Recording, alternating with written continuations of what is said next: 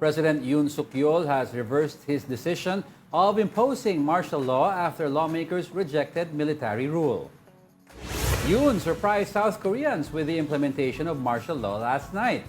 He cited the threat from North Korea and quote-unquote anti-state forces as the reasons behind the military rule. However, martial law was lifted at 4:30 a.m. after the country's National Assembly voted against it. South Korean lawmakers called Yoon's declaration as invalid, and they vowed to protect the country's democracy.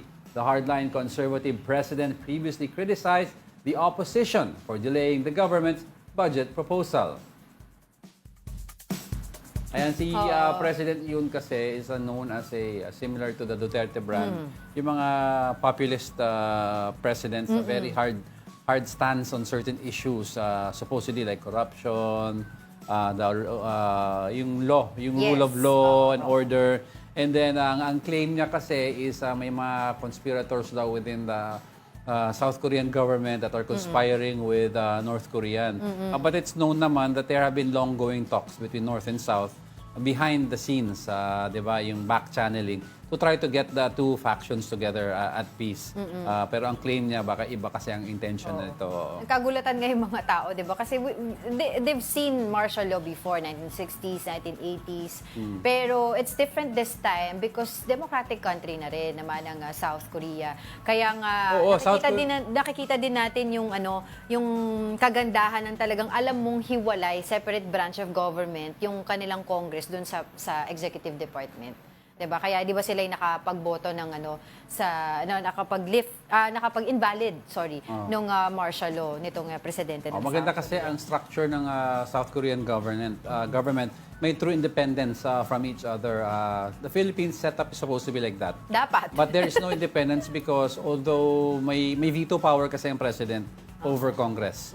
And the budget deliberations kasi coming from Congress also is Sa kanila yung power of the purse. supposedly the power of the purse is that from that area, but the government also has the executive has the power of the mandate. In other words, pag sikat ang presidente, makikerry mo yung mga lawmakers. It happens here, di ba, in the Philippines. Maganda yung nangyari dito. Nakita mo within a few hours balance nung na invalidate yung martial rule declaration ng president. Kaya nga sinabi doon ng mga opposition leader, papayag ba kayo na ang magli-lead sa atin yung may mga barel, 'di ba, yung mga ganon.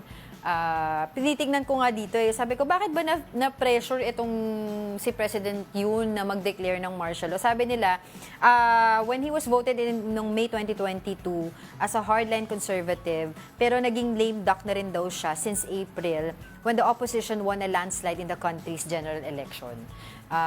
Tapos sinasabi nga din nila na ang tawag dito, hindi pa dito nagtatapos yung laban nila ng mga opposition kasi they are saying na i-impeach nila itong presidente. For context kasi, lame duck supposedly si Yoon, but with the declaration of martial law, in essence, you are invalidating or you're rescinding the power of Congress. Yes. You're rescinding the power, you're removing the power of the courts temporarily, justifiably dapat, and you have total control. In other words, you have martial rule over the state, like sa mga English yung mga pre-democratic England, when you say martial, ikaw yung marshal ng area, ikaw ang final decision sa lahat ng bagay. So yan supposedly ang gusto sana ni Yoon temporarily, where he can arrest people without the courts without search warrants as well. Pero I was checking also, even before those issues, meron din siya several issues pa rin na kinakarap, like yung investigation ng First Lady, etc.